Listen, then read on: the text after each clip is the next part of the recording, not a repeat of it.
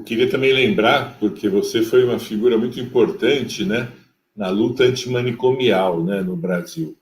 E eu fico imaginando se não tivesse ocorrido esse movimento, né, antimanicomial, como é que nós estaríamos hoje, né? Além de dando a torto e direito medicação, né, para todo mundo, medicalizando e tudo, também internando, né?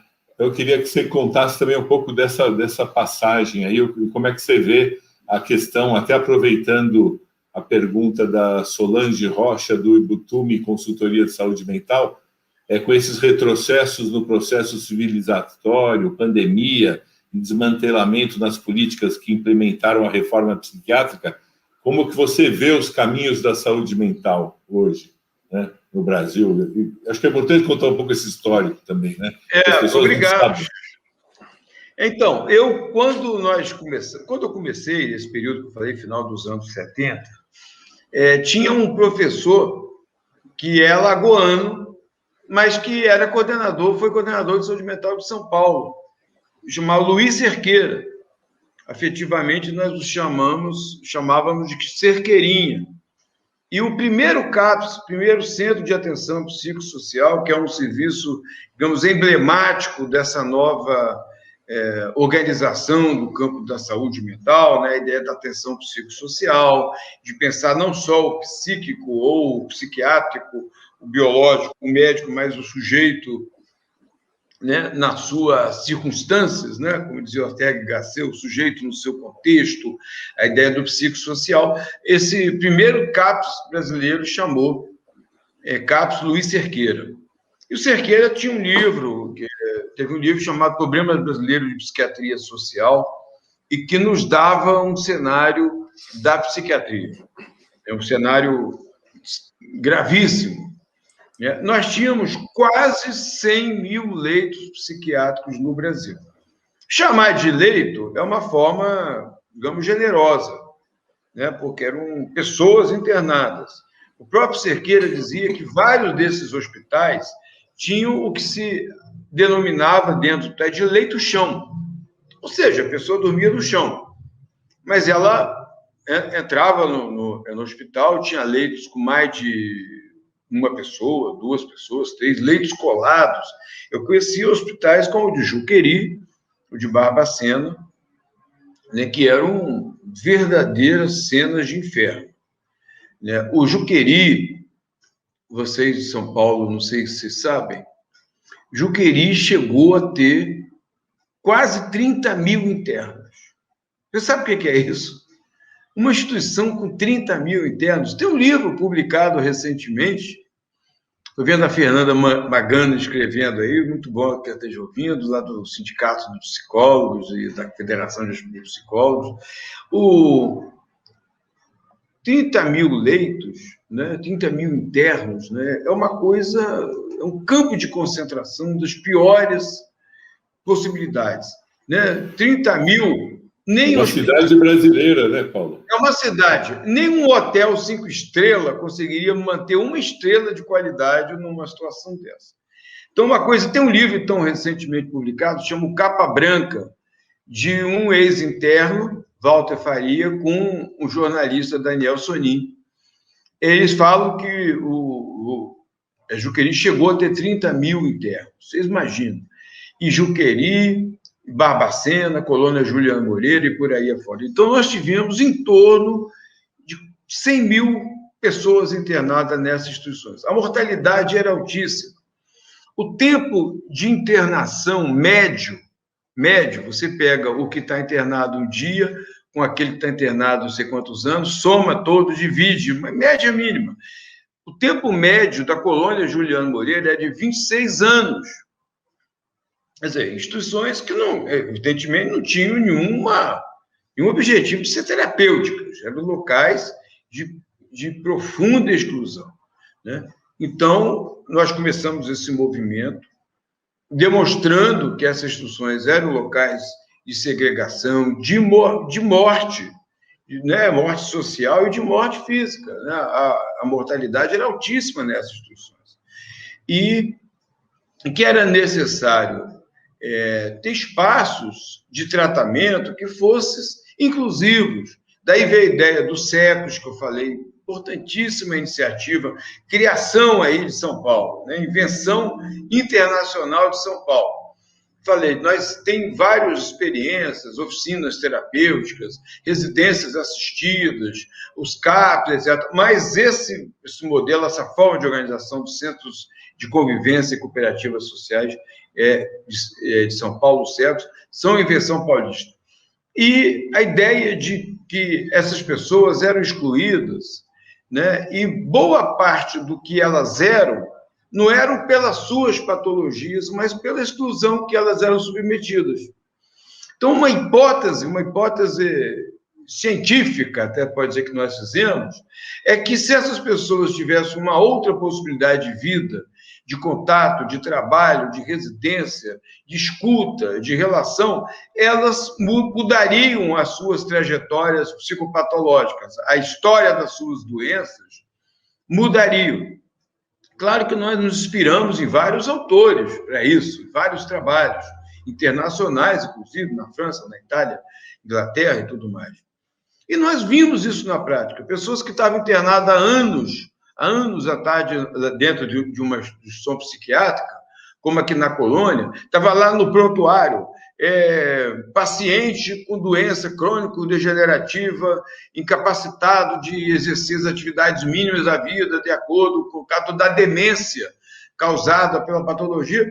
Nós começamos a falar em morar lá no bairro, em Jacarepaguá, começamos a falar em trabalhar numa oficina de arte, de cultura, a fazer parte do coral cênico aí em São Paulo, fazer parte da Louca Sabedoria, cooperativa que tem aí em São Paulo, lá na Praça Benedito Calixto, a Louca Sabedoria, cooperativa de usuários que vende livros e tal, nomes criativíssimos, né? O Gilberto Gil ficou impressionado quando viu a banda Harmonia Enlouquece, a outra, o Sistema Nervoso Alterado, entendendo? E grupos de teatro, TV Tantã, TV Pinel, etc. As pessoas mudaram, começaram a trabalhar, a viver, a casar, a ter outras histórias. Então, se pegava aquele prontuário com aquela história, anamnese, aquela psicopatologia, jogava fora aquilo, dizendo, não, isso aí foi o quê? Se coloca uma pessoa numa instituição como Juqueri por 10, 15, 20 anos, e depois quer que ela fique tratada, normal, que ela se recupere, ou que ela fique isolada, que ela se desoriente do mundo, que ela perca um projeto de vida, etc, etc, né? Michel Foucault, filósofo, nos ensinou que mais do que o clausuramento físico é o mental, é no tempo, né? É você perder um projeto, uma perspectiva de vida.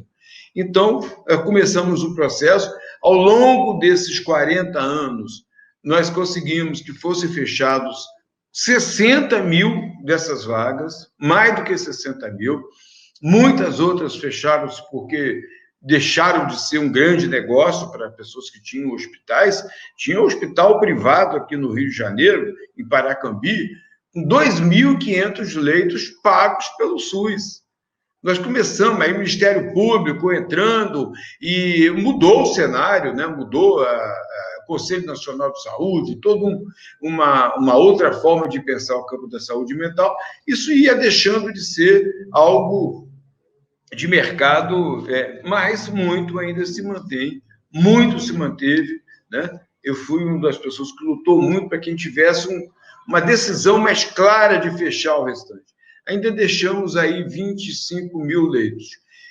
Nesse meio tempo, começaram a surgir novas instituições, agora, fundamentalmente, depois do impeachment da Dilma, começou a ter um retrocesso muito grande nessa área, mas já ainda na gestão Dilma, nós tivemos um gestor, pela primeira vez em saúde mental no governo dito democrático popular, em decorrência da situação que estava, que era um dos diretores dessa clínica de Paracambi, um defensor do modelo manicomial.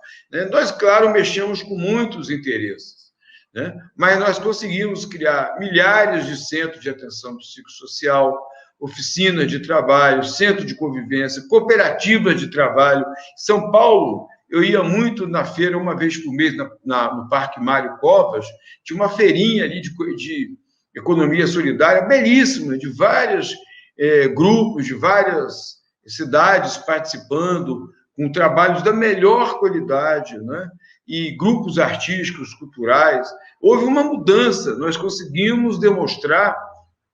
Eu acabei de escrever um livro aí na pandemia, escrevi no ano passado, está saindo em breve, espero que mais um mês ou dois saia, chamado Loucura e Transformação Social, autobiografia da reforma psiquiátrica brasileira, que eu escrevi para registrar que é possível, é importante para os jovens psiquiatras, para os novos profissionais de saúde mental, lembrarem, saberem disso. É possível fazer a reforma psiquiátrica, é possível lidar, tratar, cuidar, inserir, incluir com outra forma de relacionamento. É isso que eu queria demonstrar. Não era só um sonho, uma utopia, uma coisa absurda, né? Nós conseguimos fechar milhares de leitos, abrir milhares de novos serviços, residências nas cidades inteiras do país. Tem hoje residências de ex-internos de hospitais psiquiátricos, vivendo, trabalhando, fazendo. Tem mais de 1.000 grupos culturais, né? E há pouco tempo eu participei com o Sérgio Mamberti, né, que foi o fundador da Secretaria da Identidade e Diversidade Cultural, ele dizendo da alegria que ele pôde ter naquele momento que ele estava na secretaria, de poder estimular esse trabalho. Hoje nós temos mais de 1.000 iniciativas. Agora, porque não vai ter o carnaval. No Rio de Janeiro, nós já estaríamos aí com o Tapirã do Pirá do Pirô, aí em São Paulo tem o Bibi Tantã, né? Tem o Loucos pela X, temos aqui o Loucura Suburbana. Então, são projetos culturais de inclusão muito, muito ricos. E que não é só a gente fala no carnaval, mas eles duram o ano inteiro, né? As oficinas de música, de arte, de cultura, de elaboração de alegoria, os carros e todo o processo que está. E eu vi, né? E posso ter testemunha disso, pessoas que se transformaram totalmente, pessoas que se apresentavam como eu sou paciente, tal, sou doente no hospital, isso, daquilo, e que se apresentam hoje, sou atriz de um grupo, né? Sou cantor, sou músico, sou membro de uma cooperativa, sou trabalhador, tal, que são pessoas que antes a doença, a marca da doença era a marca da identidade, que sofreram uma transformação profunda.